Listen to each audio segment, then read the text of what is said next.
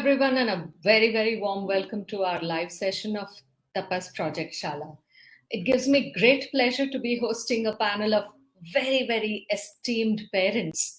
And these are parents who have a lot to say, and these are parents who have experienced alternative education in some form or the other, or they have a lot that they want to share with all of us about project-based learning. So without much ado, I'm going to welcome all the panelists onto the stream. A very warm welcome, Moya. It's wonderful to have you here. Thank you for having me. Hi, Shweta. Thank you so much for joining us. Thank you so much. Great to be here. A warm welcome to Surya. Thank you. Thank you. Romansa. Hi, namaste. Thank you. Hi, thanks for having me. So this is our esteemed panelists. Hi. So what we will do is, in the interest of time and the number of stories we have to share with all of you, to go straight to some of the questions that I have for the panelists. And then at the end of it, we will have a lot of time for interaction. So whatever comments or thoughts or questions that you have, feel free to put it up on the chat window. We are for sure moderating the chat window. We will be looking at all your questions.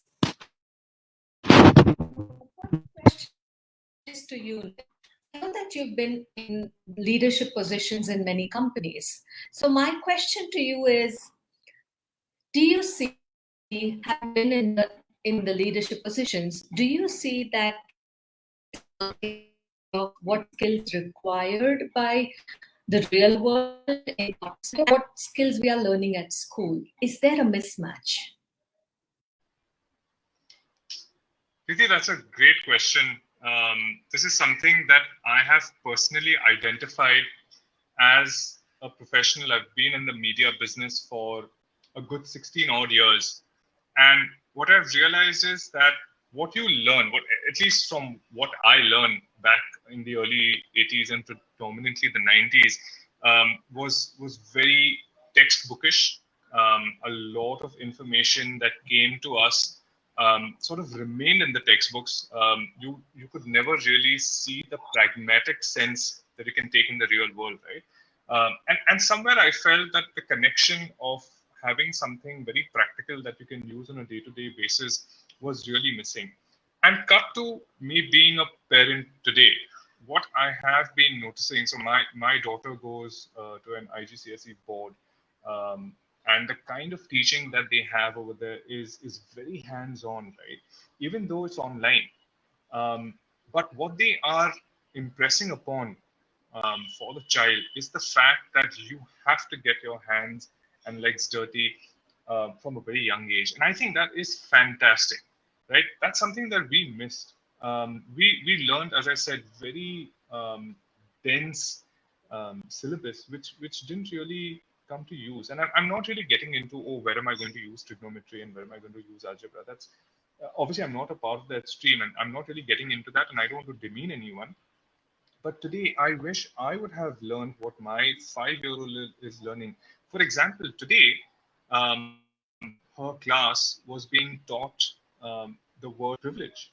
And I think it's fantastic because as parents, we keep throwing that word at her all the time, that you are extremely privileged today to be growing up in a household where you're getting so many things. And what eventually it does to us as parents is also that we are also teaching her the aspect of earning, as opposed to just getting things that you need, right? You ask for it and you get it.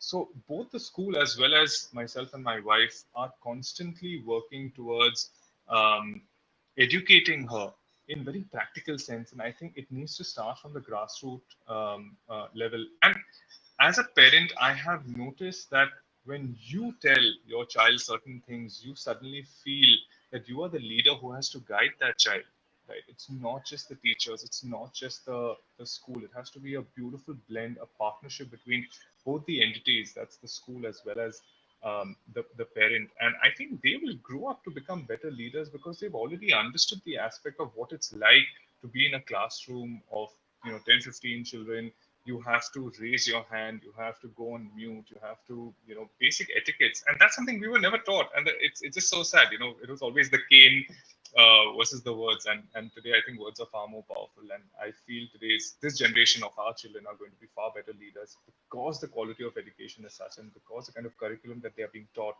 is far advanced than what we went.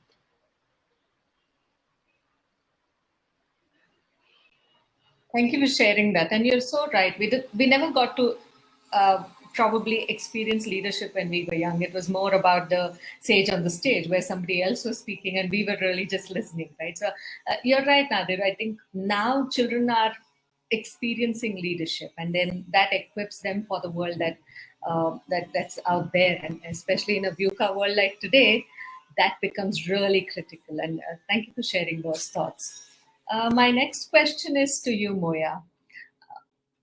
You are the founder of and manager of parenting communities on social media. If you can tell us, first of all, a little bit about yourself, just introduce yourself to all our audience, and also tell us a little bit about when managing these communities, how important do you think is the role of a community like the one that you manage, which is Supermoms of India, in the discourse on parenting? And are parents open enough to try unconventional approaches, or do they want to follow the herd? What is your take on that? Hi, everybody. Can you hear me? Am I clear enough? Okay.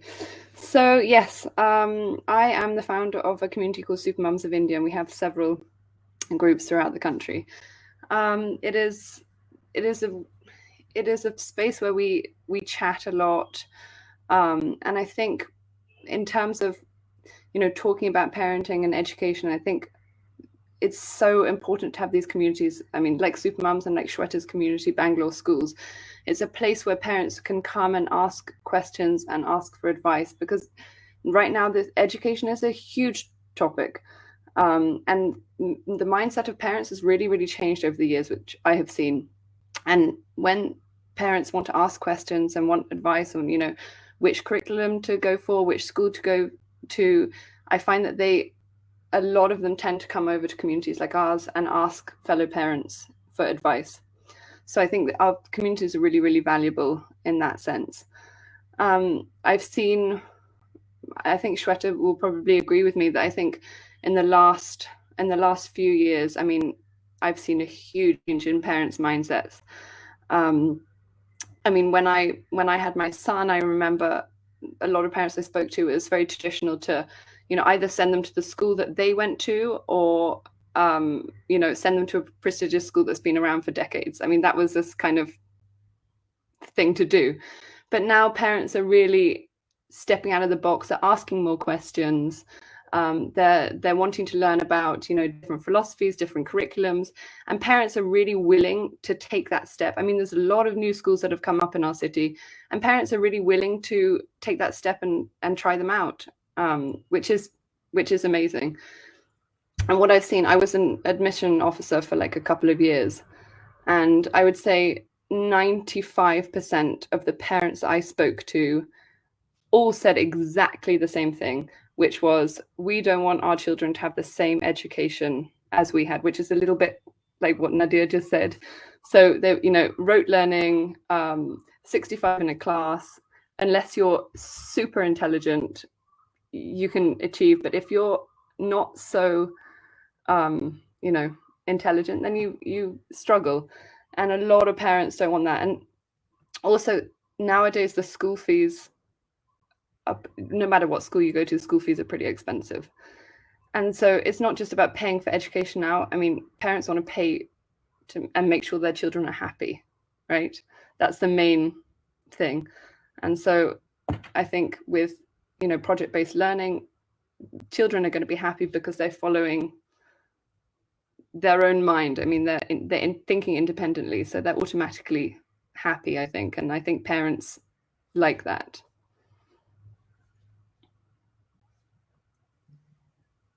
That's a fantastic point that you raised there, Moya, talking about how parents are paying a higher fee than our parents ever paid for our entire schooling and college put together. They're probably paying for 1 year of their child's schooling. And that brings us to the fact that parents want a lot more for their children. It's not just paying for their education, it's somehow securing their future. That's the reason why parents are believing these schools and investing in their children's education. And that's so right. And you, after listening to you and after the multiple conversations I've had with Shweta, Bangalore has become a hub for alternative education, and I think that's a reason. The reason is that parents are opening up, and like you rightly pointed out, there is a lot of information that's available now than it was before, and so it's interesting to see where this is going to take us, because now alternative education or project-based education is not just it doesn't have to be pushed, it's being pulled by the parents into the market, and that's why we see the number of preschools and schools having alternative education go up in Bangalore. So thank you for sharing with us. Mansa, my next question is to you. Do you believe that the conventional education system caters to the emotional needs of every child? And if not, do you believe that project-based learning can offer a way to rectify that gap? I request you to start off by introducing and telling us. Yeah. I am Manasa Chandra and I'm a rehab psychologist. And I'm working since a year as a parenting coach because I saw that there was a huge need, especially with parents being at home and with kids all the time. Few of my friends shared with me that they're finding it really challenging. So that's when I took the role of a parenting coach. It's been 1 year and I'm happy to have been able to serve more than 1,500 parents in leading a more peaceful parenting journey. With that, coming to your question, it has been very evident and speaking for itself as to how the regular schooling has not been providing enough of emotional quotient or emotional intelligence to children. I strongly believe that more than IQ, EQ is the need of the hour because it is very evident, like I said, that children, students, go to the extent of attempting suicide when they do not score well. There are many instances that have been documented for many years now. Not just failing, or even students who fail to get the first rank, or just losing few points, make them take such extreme steps. And this clearly poses a very big question here. Yes, we have given them a very high IQ, but where have we lost, in providing them the EQ that they truly deserve? Because if their EQ was good enough, if they were equipped enough emotionally to handle their emotions, to be able to understand, the importance of failing, right? It's not just about how much you achieve. It is our duty to tell the children that it's okay to fail. And this is where the conventional schooling method has failed, according to me, because there is so much competition, there is so much what you call the rat race, that every child measures its success depending on how much they score at the end of the day, right? So this is exactly a situation enough to show that the EQ has not been given enough importance. Forget equal, even enough importance, because they don't know how to handle their emotions. So of course, when it comes to project-based learning, I'm sure these things will be considered. And also, it is not just the role of the school, like Mr. Nadir said. It's a collaboration of both school and parents, because home is the first school. I see a lot of parents telling the children, don't cry. You're a strong boy or you're a strong girl. Equating being strong to not crying, right? So it is even the parents' job to start this early, about talking about failure, about talking about how it is okay to cry. And there are statements like boys don't cry. I think it all starts very basically from home, and of course the school will take a major role in building, because there is peer pressure, there is getting emotional. This is where children actually learn how to be with people who don't belong to them, right? At home, everyone's being nice, everyone's being supportive and trying to do everything to make sure the child doesn't get hurt or the child doesn't cry. But the real world exposure happens only when the children go out to school, get along with people who fight for equal rights, or the toys don't belong just to them. So of course here the teachers and the school, the environment that it provides, plays an important role. And this is where it is so important. For us during our childhood, it was the same story, that we were told not to ask questions, not to question the teachers, not to challenge them. And where was the opportunity given to us to handle our emotions? We were basically shut off most of the times. So yes, project based learning and the alternate method of schooling, I'm sure, can do great wonders. And a great place to start is emotional quotient. And then is when we really have to bother about other skills and and intelligence and all of that. So I'm so glad that the schools are coming out, and this will be a great, great foundation and support for the children. Absolutely, Mansa. I couldn't agree more. And I think all the other panelists on this particular panel will agree with me and you on this point. And I think parents know that EQ is important, but then sometimes we just get so lost in so many things happening around us that there isn't enough time for us to spend separately on developing the EQ of the child. But there are parents who are really aware and make a conscious decision that they are going to be ensuring that children are far away from the competition, far away from the rat race, like you mentioned. And I think that parents on this panel especially are the ones who are making that conscious decision. So that feels great. And coming to project-based learning, when children are learning by making something themselves, they're putting things together, taking things apart, testing it, trying it to see, they're bound to fail.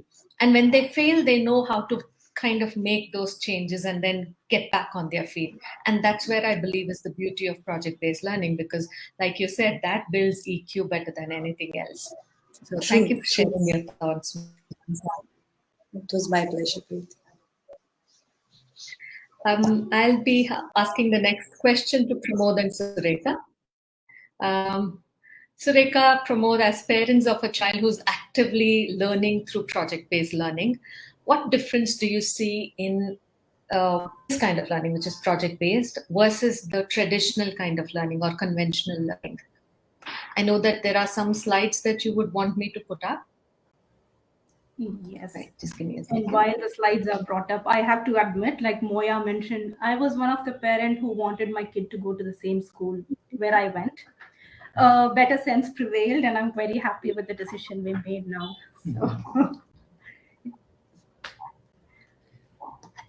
Right. So I always use slide when I'm presenting to my teams. So I'm a software engineering manager by profession. So this picture actually shows a bridge, which was a very well engineered one. And it was the only one that survived when a hurricane hit the city. Ironically, the river itself changed course, and the bridge was actually not serving its purpose anymore. And we use this as a metaphor for how we need to be adapting to things that change around us. So while I deal with the pathos element of an engineering team, Pramod here is more on the logos part of it, goes deep dive technical, logical reasoning, and comes up with solutions. So between us, we have many decades of experience in the software industry.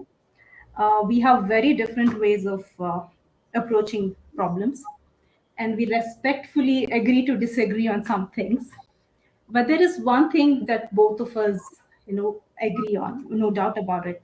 It's about when a person owns learning, when there is this innate curiosity to learn, apply that learning, and thereby you learn more. The things that they achieve with that is a major difference.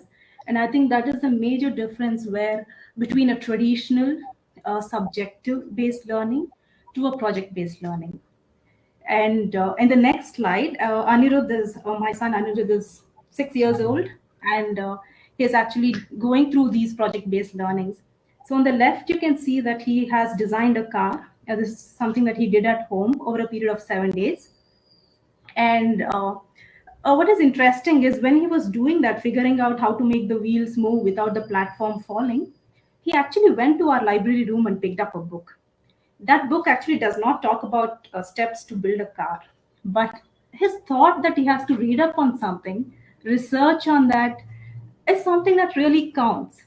And on the right is a very, very simple spin top. So he just has to spin it and it goes on top. So he asked me, why do you think it's falling down? I just said gravity. Then he said, why did it go up? Then I'm like, okay. Then he says there's something called as air resistance, which I had forgotten, by the way. So he's able to tie up air resistance, and he's able to tie up gravity that he had learned as part of his team activity sometime in April.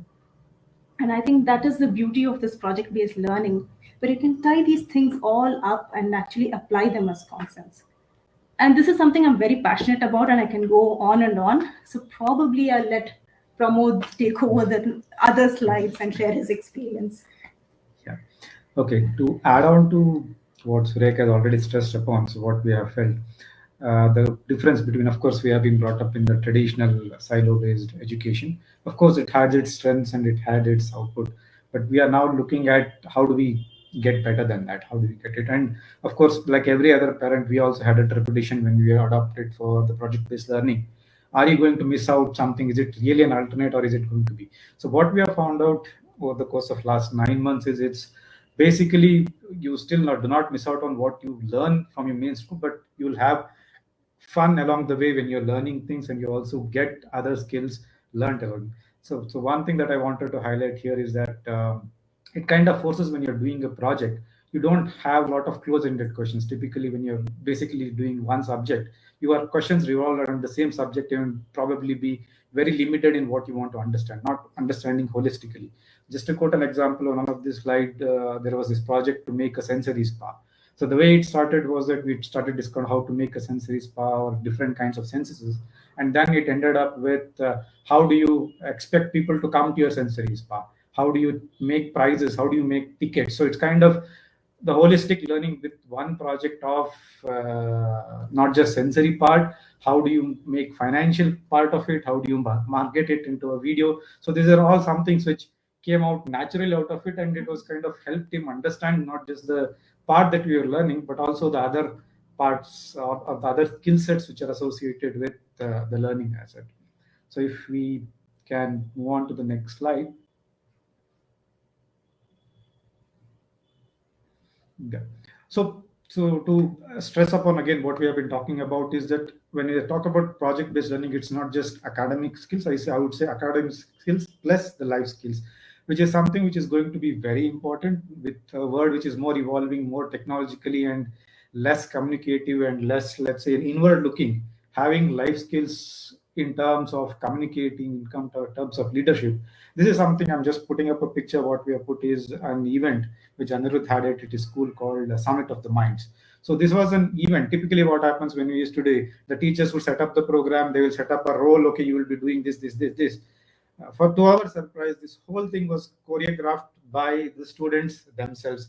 They anointed leaders among themselves. They anointed different roles that they will do, and how do they want to present the project. So these are just some of the pictures that have been done by not only Anirudh, but different people. The same concept was presented, and then it was wonderful to see the confidence that they have. Even we have a repetition when we have to do a presentation like this, but the confidence that they have to, at such a young age, to learn different skill set. Yeah, that's something which we have seen. The project-based learning is something which adds on to that.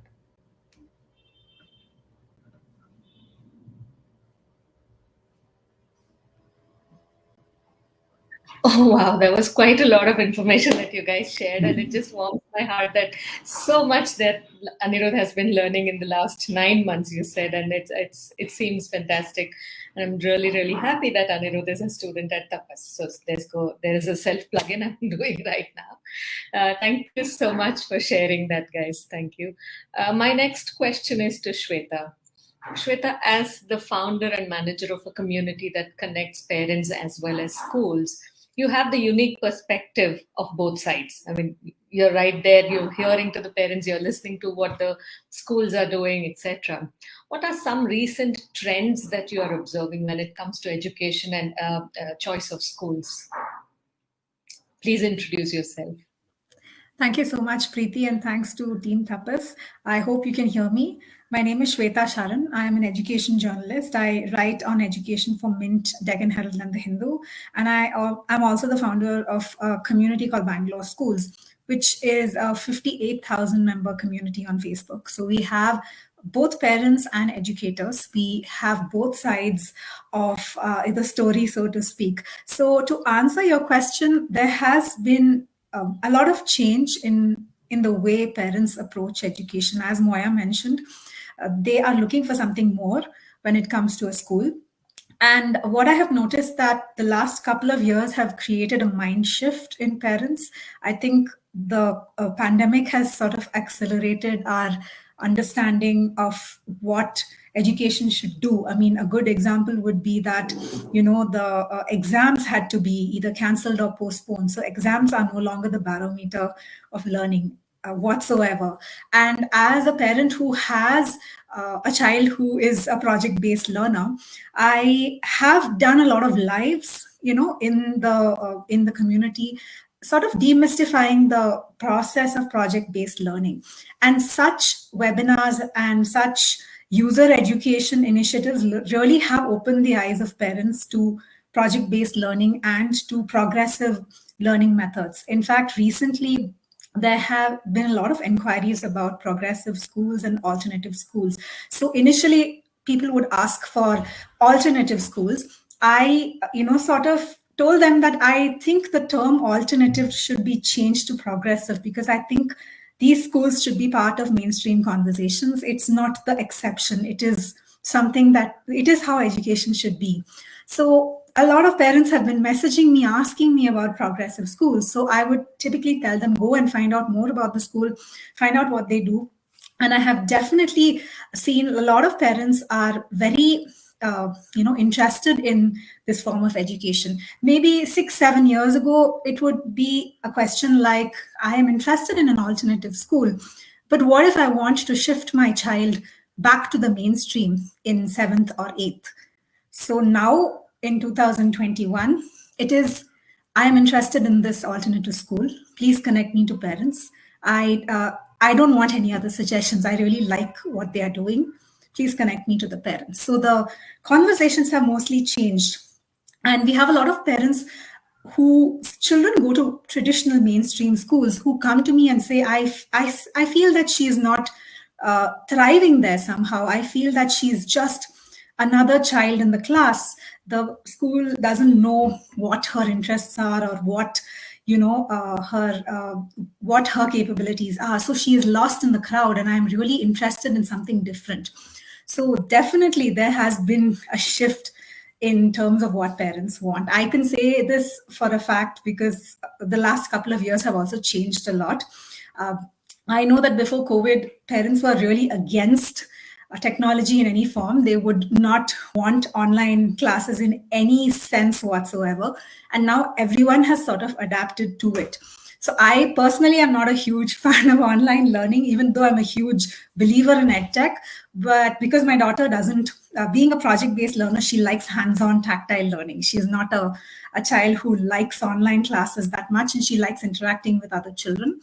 But I have definitely seen that shift in parents, and I think that's a good thing. And I think that, to give you an example, I think I did speak about this with you, Preeti, is that a couple of progressive schools in North Bangalore are full. You cannot get admissions there. They are full for the most part. It's really hard to get into those schools. So I think that definitely that it is a good thing. And I hope there are many parents like Pramod, Sureka, and all of us who embrace this form of learning. I just want to conclude by saying that project-based learning has really been a huge boon to my child. I'll give you an example. So we shifted her to another progressive school because her earlier school shifted to North Bangalore, very far away from us. So we moved to another school which does follow a traditional national curriculum, but does so in a very different way and very application-based way. And there were a lot of high order thinking questions. They call them HOTS in CBSE. And she would immediately get those questions. And I think that was because of the way she learned in a project based environment. You are constantly connecting.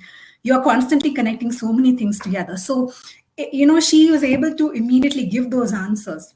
So I think definitely that there is a mind shift, and I am pretty optimistic for how things turn out.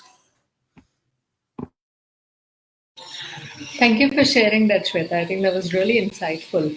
And also, I think I liked what you said, that the whole process of the shift in the mindset has been accelerated by the pandemic.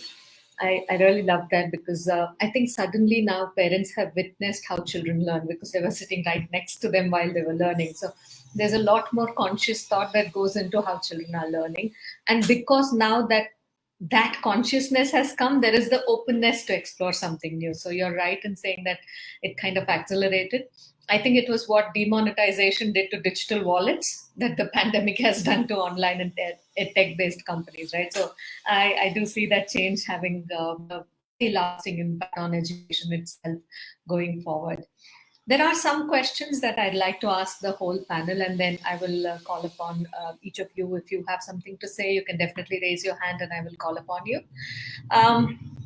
One common question is that none of us have experienced project-based learning, right? We've all grown up in the 90s. And so what can we do today as parents to keep pace with the progressive youth of today? Because I constantly feel like the younger generations, as they are coming in, they are much faster in learning, and their horizons have expanded quite a bit. So what can we do as learners of the 20th century to kind of match the requirements of the 21st century?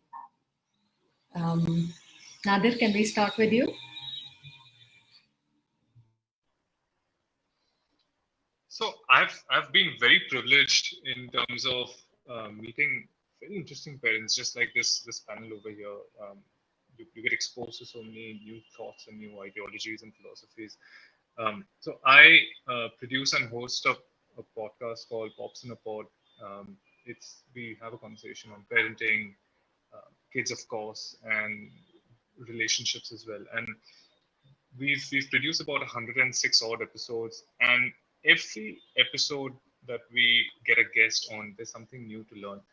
Now, within that episode, what we realized, and we sort of stayed with the trend of entrepreneurship, right? Everywhere you see, Bangalore is the startup city. Everyone in Mumbai says that Bangalore is the future financial capital of this country.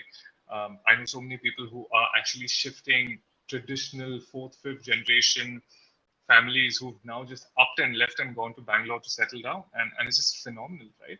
And when I asked them, why do you do this? And they said, well, obviously, for us, our job is that we get are great. And I think for the children, it's even better. And I don't see any reason why that's actually not true. Now, the kind of people that I have met, parents especially on the podcast, and a lot of them entrepreneurs, say the same thing, that we have gained experience through our jobs, and we have kind of seen a lot of things because we've actually done a lot of work hands-on, right? We take it up as a project and we see how best to grow that. And I think that culture, where even adults have realized after years and years of experience that you've got to start somewhere and do something for yourself. And on top of that, when you're a parent, your child gets to see that journey, right? Your child comes with you on that journey and sees that, hey, my father, my mother, they are doing this all by themselves. They're doing this hands-on. They're doing it, to kind of grow. And I think that at some level plays a huge role for today's child. So for me, the 21st century, yes, it's about transformation. Yes, it's about digitization. Yes, all of that. It's all true, right? Because it's making us faster. It's making us smarter, I suppose. It's helping us make decisions, take better decisions. But what it's really helping us is the learning and the experience that we get, right, from the successes, the failures, the learning of the failures, right? It's become a trend to say, oh, I failed so many times and I learned from my failure. The problem is that, yes, you failed, that's great, but did you learn something from that, right? Have you reached a point in your life where you know that you have not made mistakes? And that is something I feel our children need to learn. That do something, fail, fall, break your head if required, but learn from those experiences, because that is not going to come from any book. That is not going to come from when you hear somebody say, unless and until you do it yourself. And that's something I would love to pass on to my children, either via myself or my wife, or through anybody else who they look up to.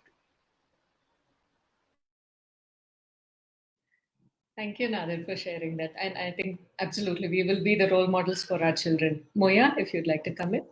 So I'd like to follow on from that, and I completely agree with Nadir. So I went to, it was in the 90s, but I went to a tiny little boarding school in the middle of the English countryside, and it was actually very much, I mean, a lot of our work was project-based. So we had an amazing science teacher, so we would learn about physics, and then we would go to the woodwork section and make something which to do with whatever we just learned, or we'd go and build a tree house because we just learned about, height or depth and things like that. So it was very much about project. It was very, very advanced. Well, no, it wasn't. It was very old fashioned, but I suppose now it'd be quite advanced. But unfortunately, my school closed down due to not being enough health and safety regulations, and parents are scared because we would be running off in the woods on our own and building campfires and things. So unfortunately the school got closed down. So what I would say to parents now is, yes, you're thinking out the box about alternative education or progressive education, but you also need to let go a little bit and not be so, like Nadia said, let your child fall over, let them learn. I mean, if they don't trip while they're playing football, then they're not going to learn how to tackle properly, or parents need to be a little bit more relaxed when it comes to the school. And what I see a lot of parents telling teachers off constantly, why are you doing this, why are you doing that, blah, blah. There has to be that, you have to let the school do what they have to do. You have to give the school the freedom to educate your child in the way that you chose them to educate your child. So I would just say to parents to just to be a little bit more relaxed so the kids can learn in their own way. That's great advice. Thank you, Moya. And I think, excuse me, I think every school wants to hear every parent say that. We definitely want more parents who can say, okay, we're going to back up and we'll let you do your job. But I think that kind of takes a little time and takes a little adjusting too. Yes, Nadir? So, Moya, I wanted to direct this question to you. I'm not sure if you've seen it a lot in India, but and it's for everyone actually. When you are walking out with your child, your child falls or trips, right? My first reaction is, oh God, there she goes again. But the people around me who have nothing to do with me or my child will come swooping in, say, oh my God, what has happened to you, my child? What? And I'm like, excuse me, not your child, my child, back off. She'll figure it out herself, right? Did you notice this a lot, here compared to, where you were born? Yeah. 100%. I think that's also to do with our health system here. I mean, here you have the luxury, if you hurt yourself, you go to the doctor. Like in England, we don't really have that. I mean, and also growing up in the countryside, we're just so used to hurting ourselves and getting better. I mean, children are so adaptable. And yeah, I mean, my daughter fell over in football the other day and twisted her ankle pretty badly. There's nothing you can do other than put some ice on it, brush them off and get back in, she's got to get back in the game at some point, right? But all the other parents, she's hurt herself. I was like, no, she's fine. Don't worry about it. She's absolutely fine. The more attention she was getting from them, she was like, oh, it is hurting. I was like, no, you're fine. Get back out there. And so it made her, a bit, Yeah, I mean, I don't want to come across as being like a really hard, harsh mother, but sometimes, we just got to get them out there and be a little bit more independent. Absolutely. And I think over the last 18, 19 years that I've been in the preschool industry, very often parents come up and they talk about, you know what, you have this edge of the table which is not safe for the child. And this. So while we take care of a lot of safety at school, it's never going to be 100% safe because children are children. They're going to fall, they're going to hurt themselves, they are going to push, they're going to pull, they're going to have complete rough and tumble play. So I think that awareness is very critical, that we have to let go and believe that our children know enough to kind of take care of themselves. And if we don't give them the chance when they are young to take care of themselves, how are they going to do it when they grow up, right? I think fantastic points, guys. Thanks so much for sharing that. I am going to move on to the next question. India has always been looked upon as a service economy, right? I mean, we love saying our thank yous and pleases and sorries, and so India has been known to be a service economy. Do you think introducing something like PBL in more and more schools can change the Indian perspective and slowly move the pendulum towards being a product economy? As in, will we be able to build more, manufacture more, and contribute more to the world in that way? So I'll start with Pramod and Sureka for this one.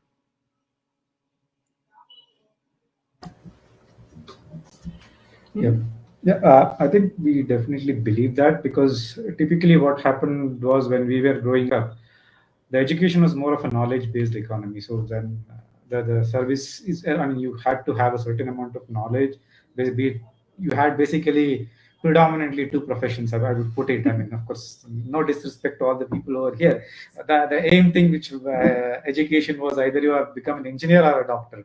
So it's essentially science, maths, and biology. I think the rest of it was okay. You just read it one day and pass it. There was no real thought to it. So now that kind of has grown into what services typically demand good, let's say, mathematical skills. But now, when I see Anirudh growing up and also other children who are doing project based, it allows you to basically explore yourself. What is something that you like, essentially? So when you want to do a product, it does not necessarily mean that you can only build with mathematics and stuff. You need people with different kinds of knowledge and skill set and something that they're passionate about. I mean, we see that we are in, of course, engineering. We see a lot of engineers who are not engineers by choice, okay, because there is an alternate thing. I just want to be an engineer out of being, for lack of something, a better profession. Let's put it that way.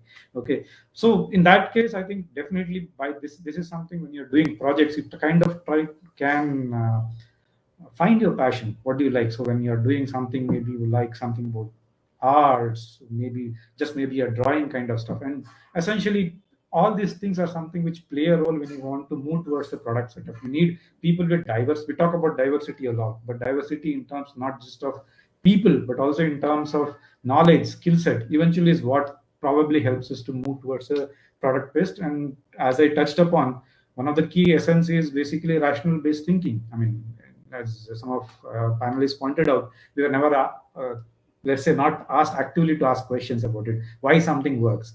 But now when this actively encourages, automatically, how do products come out? Basically, you have to question the status quo. You want to improve something, you can't accept what is the ultimate thing. You'll have to find a way to get better. So I think that's my thought process. Sureka, you would want to add something on that? So yeah, and to add to that, right, the art of asking things, questioning the status quo, that is something that when we came into our professional life is when you were thrust into. And you suddenly have a 10-year-old senior in the organization, and you're supposed to go and ask him, why is this so? Why can't it be better? And there's some inhibitions that you always go back. You don't go and question them. So when these kind of learnings come in, you work in a team, so you have a diverse set of people. You don't have that fear. You go and ask them because you want more information. You want to take some decisions based on facts. And I think that is what is important, and that is what everyone also expects you. Like, just don't take whatever is given. I say, you do. It isn't so. So you you have to add in something that is yours into that. Yeah, couldn't agree more. Absolutely, Pramod and Sarika. Thank you for sharing that. Mansa, you would like to share something? Yeah, so this is what exactly happened in my life too, where after my PU, I had joined a college here for BA in psychology because I knew psychology is something which I always loved. But my father, being a very good position as a government officer, got into this pressure from his peers. And he's like, you've scored so well, and how is that you do BA? And even at college, there they asked me, why have you chosen this?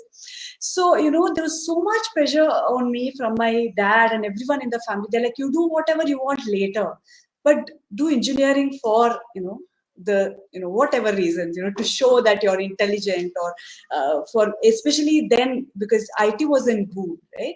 So I was so much under pressure that I promised my dad that I will give him a first class certificate, right, of engineering, but I'll always go back to doing what I love. He thought that I'll come back to track, 4 years of studying and being with friends. So I did my engineering, gave that certificate to my dad, and got back to learning psychology. Did my double masters in psychology. And at the end of it, this is it. Parents, at the end of it, my dad realized that it was a waste of 4 years, though I had thorough fun during that time. Somewhere my father realized, it was wrong for him to have pushed, because at the end of it, I got into doing what I love doing. And I am, whatever people say that I'm being successful and I'm helping a lot of people, all because at the end of it, I'm doing what I love to do. And this is where parents have to understand. And I'm glad slowly that parents are coming into this place where they understand and give importance to what the children feel and like doing, right? But still there is this thing of not earning enough where you have to follow your passion, right? Passion or paisa, there is this confusion. But I can assure that when you're doing something just for the sake of money, at the end of it, you're so much under stress, not loving what you do, that there is no way that you can really enjoy in whatever you're doing. But on the other hand, if we really get into what we love, or what our kids are truly interested in, what their real strengths are, no matter what, they'll end up being successful in their own way, right? Not just making money. But here is where again the emotional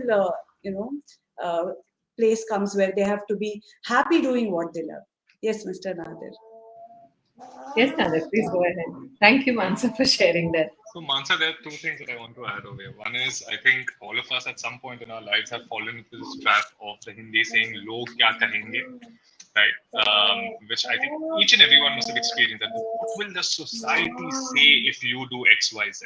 Right? Which I have very successfully thrown out of my psyche, especially when it came to my child. I don't care what the society has to say, because my child, my guidance, obviously my wife's guidance, and that's all we should care about at this point in time. And I hope to be that parent even in the future. Coming back to engineering, and this is an interesting aspect.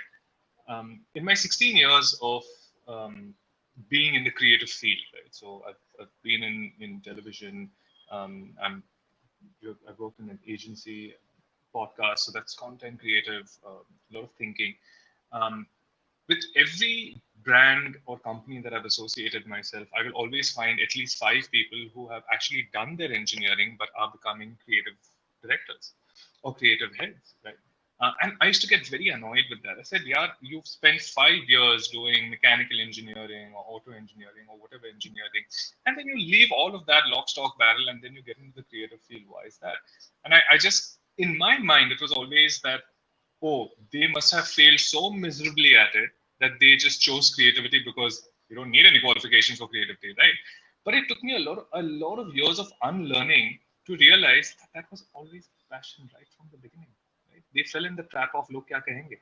They fell in the trap of, my father told me to be an engineer, so today I have to finish engineering, and that's the deal. And then tomorrow I can do whatever that I want to pursue. So in fact, they actually wasted their 5 years, and some poor odd soul who genuinely wanted to pursue engineering, that's it, right?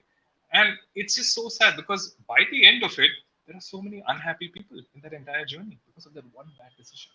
So yeah, I think as parents today, it behooves us that we don't fall in that trap. So it's not just the parents. I think even colleges play that role. My experience was I went for my college admissions and I was choosing the journalism psychology combination, and the admissions officer said, "But you've scored a distinction. Why do you want to get into arts?" And I was like, that's what I want to do. So I think somewhere it's the mindset of the whole society. And I agree with you. Log kya kahenge is a big question. And oh my God, anyway, let's not get into that discussion because that will take us another hour to kind of get out of. Last question, and I think with that, I'd like everybody to just say that a little bit about this question, and we will wind up after that. How important is it for parents to actively keep working on their parenting? So I think this question I'd like to start with you, Shweta. So I think that it is definitely a work in progress. As a parent, every day is throws new curveballs at me. So I think that what I will say though is that my parents were always encouraging of me right from the time I was a kid. They never told me what to choose. They told me do what you like. It isn't about the money at all. And we didn't come from a very well-to-do family either. But still, they always told me, do what you like. So I wanted to be a writer when I was 7, and I am a writer now. So, coming from that background, it is easy for me to encourage my daughter to follow her interests and to build on those skills. So like a parent, I do fall into these momentary traps wherein I look at crazy college cutoffs and think, oh my God, I mean, she has to get into a college. She has to get, this really high marks, and she has to get, and I am doing a career counseling course now, and looking at the cutoffs that are there, I feel that, we need to work on the higher education and college space as well to sort of make sure that that also changes. But parenting is, we need to work on our parenting also. I'm sorry about that. So we need to work on our parenting as well. And I think with today's challenges, the challenges of online learning, I have had to really struggle with my daughter, who really is, she just doesn't like being at home. She is a child who learns outdoors, and the kind of emotional struggles that she's facing being at home, it has been really hard for me to deal with that. And so I had to, my first reaction would be to get upset and say, this is what it is. We can't do anything about it. You just have to learn to deal with it. Then on closer introspection, I realized that, she really needs so much of outdoor activities and meeting friends. She doesn't have any friends at home. So, so I would take her out a lot more to meet friends. So I think it is constantly questioning ourselves that is important. I think it's important to do that. It's not easy though, because we do get really overwhelmed by being parents today. But I think that, just being conscious of what you say and really respecting their thoughts, when she really wants to hold fort at the dinner table always. She really wants to talk a lot and discuss and, give her opinion. So we need to respect that instead of saying, just quiet, Aman Appa, have something to talk. So I think that, that is important. So yeah, so it is challenging, but I think it's a work in progress for sure. Work in progress, absolutely agree. Moya, would you like to go next? So in terms of working on being a parent, I always, even when the children were younger, I was always thinking, okay, a perfect parent does this. But now I especially during this lockdown, I think, where it's just been crazy, I've realized there's 2 things I think to be a good parent, and that is make sure you give unconditional love and unconditional support. I think support with whatever they're doing, those are the 2 main things. So if anything else goes wrong, it just doesn't matter. As long as they know that you've got their back, I think that's the main thing. And then that goes on to, if they have the love and support, then they're going to follow the things that they enjoy doing. They'll be better at that because they are pursuing it with happiness, not with, a child is never going to be excellent at something if the parent is not going to support them, right? Well, that's what I think anyway. So it's important that we just continue supporting them, and then they follow the path that they want to. It's a very interesting perspective, Moya. It says that, a thought of what a parent should be kind of keeps changing as our children grow older. And I think we also kind of evolve with them. And I celebrate my son's each birthday as another birthday, another year of being a parent for myself, right? So I think those are the little joys we get. Can I go to Pramod and Sureka next on this? Yeah. I think, parenting is something, unfortunately, it doesn't come with a manual. So as I think Shweta mentioned, it's always, let's say, in progress. You learn along the way, kind of. So only thing that you have reference is that how you have been parented when you were a kid. But generally, you tend to look at the what not to do, but what to do is something that you have to figure out on your own, basically, because mind generally focuses on the let's say the not so nice things about the strictness, and of course that was a different generation. So that's something which is always in work in progress. I think two main things that I keep, maybe Sureka will add on. One is that I think, as Moya mentioned, to give them probably wide enough campus to go experiment on their own stuff. Yeah. So as long as you know that they can do, because then truly then they can figure out what they want to do and they can learn stuff of their own. So that's something. And of course, as parents, we also need to have, let's say, to become a good parent, more listening, because we have been been brought up in a manner where we set out instructions to the kids and you expect them to follow. So that's not the way things work. So we also have to learn ourselves, have our own projects where we can listen to what they are figuring out, what they are giving a feedback, and then adapt our parenting style, which kind of helps them as they want to grow further. Want to add something? And especially in Arut's case, it is more of he gives us a feedback on how he wants us to. So we get a children's magazine and there is a parent section, and he has read that, and he actually told me that do not expect your child to be a master in everything. Do not strive for perfection. So I take the feedback and we work with that. Yeah, that's so fantastic to hear that. I think more power to Anirudh. Mansa, if you'd like to come in. Yeah, I believe parenting, like any other art, gets better with practice and with experience. And like Pramod and Sureka mentioned, it's always communication between the parents and the children. They tell us what they want. They tell us how they want to be parented. And to just listen to them and to respond to it is the easiest way. They are our best gurus when it comes to how to parent, how to be a parent. And one more important thing that I would like to mention is how we use our power, right? In our older generation, it has always been like they are powerful and we just listen to what they say without having the rights to question. But now, of course, we need to use our power, but only when it is required, when they are crossing boundaries which affects their safety, or when they are crossing boundaries where they are hurting others or destroying things. Otherwise, I think the real challenge is to hold on to your power and not use it unnecessarily. So then we always listen to them and parent as a response to what they are asking for. And that is the greatest cue you can get from the child. And then as long as you're enjoying parenting, because it's a huge responsibility, and I also believe it's a blessing to be a parent, to be able to bring the next generation. We are actually creating this little humans to take on the future world and to create it in a very beautiful way.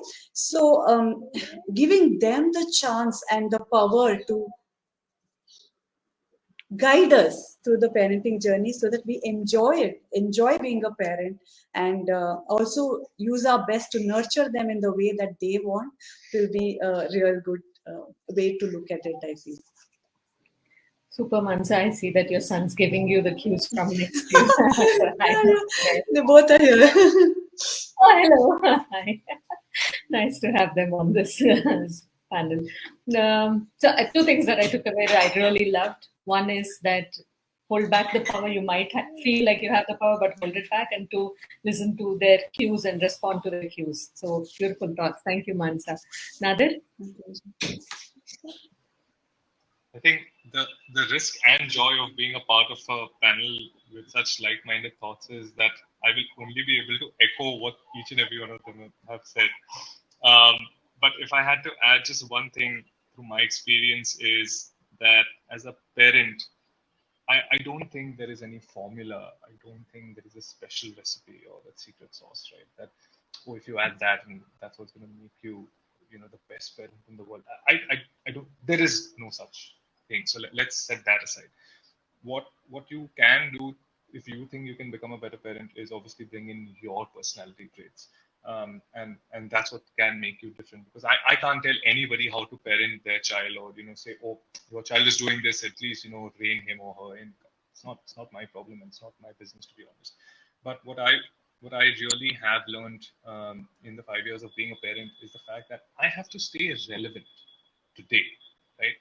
My daughter is going to outrun me tomorrow. My daughter is going to outthink me tomorrow. My daughter is going to make me the fool for whatever reason that she has, right? I have to stay relevant so that I can always be with her, so that I can compete with her, so she knows that her father or her mother is there to support her in whatever way possible, right? I can't say, okay, here, take the phone, you figure it out. That's not my style of doing or teaching her. If I want to learn something, I have to sit with her, and both of us have to learn together, because there will be a time where I have to go to her genuinely and say, hey, how do I make this thing work? Like, I don't know, Papa, go figure it out yourself, right? So I can't do that today with my child. You go figure it out yourself. I have to sit with her, and I think together we need to learn. So the whole the embodiment of this togetherness, I don't want to lose that out in my parent journey, and I hope to hang on to it till the very end. How beautiful. I think all of us do hope to hold on to that for as long as we can. I don't remember the last time my son sat on my lap. Those are the moments I hold on to. He's now taller, so it's a little difficult, but yeah, you're right. I think we want to cherish those moments for as long as we can. So beautiful thoughts there, Nadir. For me, I think one last thing I'd like to say about parents is that we should stay away from FOMO, right? The fear of missing out. We see a lot of parents jumping onto the bandwagon because there is a fear that my child will miss out on this, that. So I think if we avoid that, probably all the things that you guys have shared is possible. The minute you put FOMO away from your life and your child's life, you are able to be mindful, conscious, responsive to your children's needs. All of the wonderful things that you said is possible. So we've exceeded our hour, and we've spoken quite a lot of things. But I know that as parents, who are conscious and mindful, I'm sure that given the opportunity, we can all go on for a longer time. Unfortunately, we're going to have to cut this short. It's been a wonderful discussion. Thank you guys so much. I do hope that parents will find value in what we've just discussed.